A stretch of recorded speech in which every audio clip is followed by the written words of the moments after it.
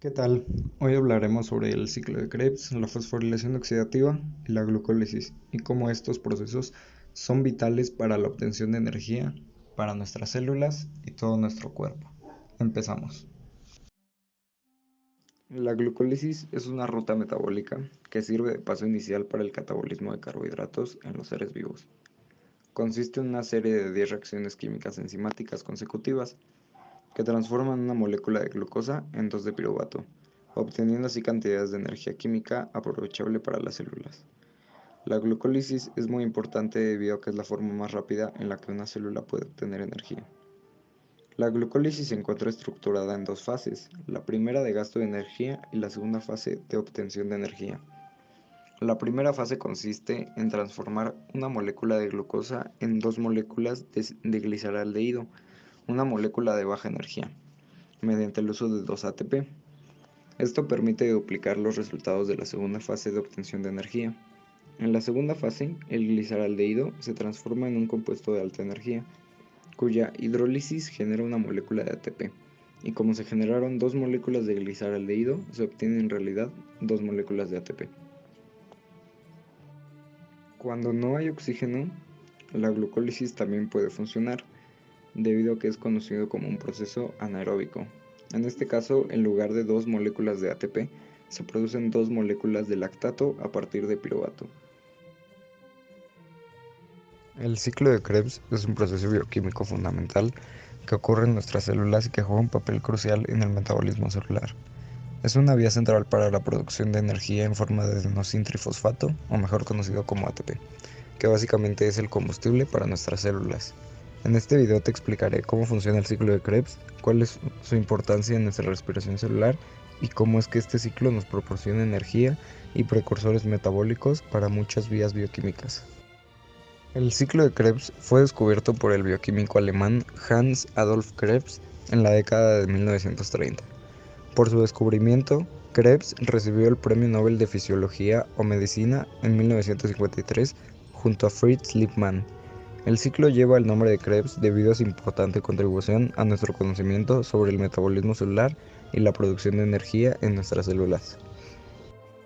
El ciclo de Krebs es una ruta metabólica, es decir, una sucesión de reacciones químicas que se llevan a cabo en las células de los seres vivos, incluyendo los humanos. Estas reacciones ocurren en la matriz mitocondrial, la estructura ubicada en el interior de las mitocondrias, los centrales energéticas de la célula.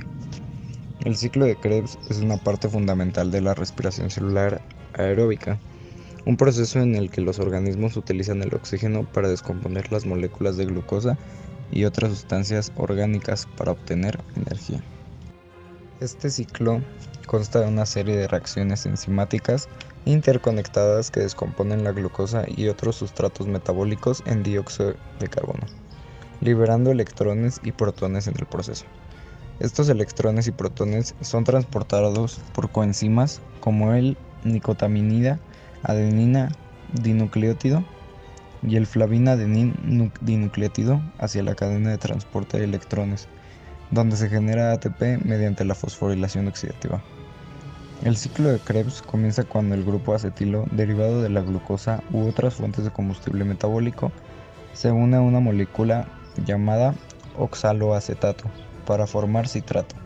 A partir de ahí, el citrato es sometido a una serie de reacciones que liberan dos moléculas de CO2 y generan energía en forma de NADH y FADH2. Estas moléculas de energía rica luego participan en la cadena de transporte de electrones, donde se utiliza su potencial reductor para generar ATP. Además de la producción de ATP, el ciclo también es importante en la síntesis de precursores metabólicos. Varias moléculas intermedias del ciclo de Krebs pueden ser desviadas hacia otras vías metabólicas para la síntesis de aminoácidos, lípidos y otros compuestos esenciales para el funcionamiento celular. El ciclo de Krebs está regulado por una serie de factores, incluyendo la disponibilidad de sustratos metabólicos, la presencia de oxígeno y la actividad de enzimas que catalizan las reacciones. Además, ciertas hormonas y señales metabólicas pueden modular la actividad del ciclo de Krebs para adaptarse a las demás demandas energéticas del organismo. Aunque se cree ampliamente que el ciclo de Krebs produce un máximo de 38 moléculas de ATP por molécula de... Lo que se ha demostrado en experimentos es que producen 3 moléculas de ATP por NADH y 2 moléculas de ATP por FADH2. Teniendo en cuenta la producción de 2 moléculas de NADH y una de FADH2 por ciclo de Krebs, la producción total de ATP se acerca a 10 moléculas de ATP por ciclo. Aquí viene lo realmente interesante, la forma en la que la glucólisis y el ciclo de Krebs se complementan entre sí. El piruvato generado en la glucólisis se convierte en acetilcoenzima A para entrar en el ciclo de Krebs.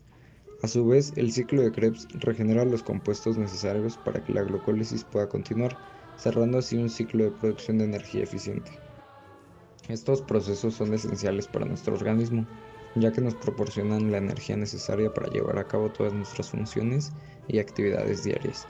Además, son fundamentales en la generación de ATP, la principal fuente de energía utilizada por nuestras células. Sin la glucólisis y la fosforilación oxidativa, para impulsar la síntesis de ATP. De esta manera, estos dos procesos trabajan juntos para producir energía en nuestras células. Si hay un desequilibrio en cualquiera de estos procesos, pueden haber problemas en la producción de energía en nuestras células. Una posible causa sería la falta de oxígeno, lo que implica que la cadena de transporte de electrones no puede funcionar correctamente. La fosforilación oxidativa es el proceso clave que ocurre en nuestras células para obtener energía química. Pero, ¿cómo funciona exactamente? Durante la fosforilación oxidativa, dos componentes cruciales trabajan en conjunto. Una es la cadena de transporte de electrones y la otra es la quimiosmosis. La cadena de transporte de electrones permite que los electrones se desplacen de una molécula a otra, liberando energía en el proceso. Esta energía se utiliza para crear un gradiente electroquímico que es la base para la síntesis del ATP a través de la quimiosmosis. En términos más sencillos, es como si nuestros cuerpos tuvieran una central eléctrica interna que produce energía para alimentar a todas nuestras funciones bioquímicas. El oxígeno desempeña un papel vital en la fosforilación oxidativa y en la producción de ATP en nuestras células. Durante este proceso, el oxígeno se encuentra al final de la cadena de transporte de electrones, donde recibe electrones y recolecta protones para formar agua. Sin oxígeno, la cadena de transporte se detiene y la quimiosmosis no puede sintetizar más ATP. Imagina lo que se sucedería si dejaras de respirar durante mucho tiempo.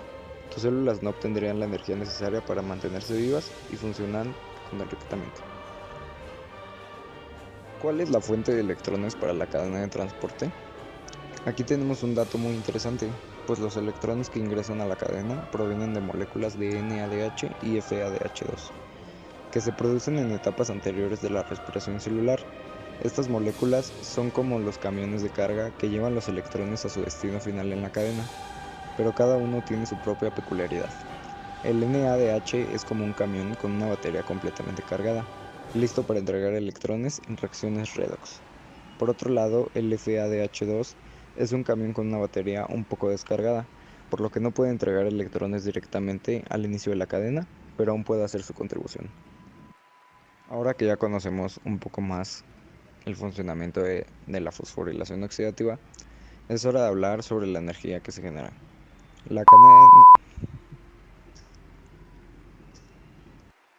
Ahora que ya comprendemos cómo funciona la fosforilación oxidativa, es hora de hablar sobre la energía que se genera.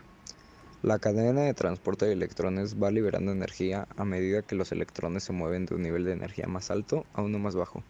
Esta energía se utiliza para bombear protones desde la matriz de la mitocondria hacia el espacio intermembranal, creando un gradiente electroquímico.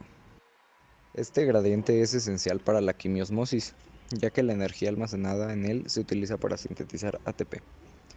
La ATP es la moneda de energía utilizada por nuestras células para llevar a cabo todas las reacciones necesarias para mantenernos vivos y funcionando. Sin suficiente ATP, nuestras células no podrían realizar las tareas diarias y eventualmente podrían morir. Por eso es tan importante la fosforilación oxidativa.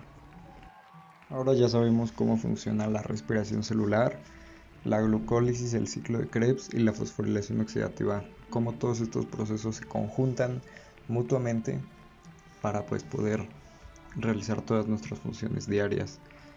y básicamente proporcionarnos la energía que todos ocupamos en nuestros cuerpos. De mi parte ha sido todo a nombre de Leonardo Hernández Mejía. Muchas gracias.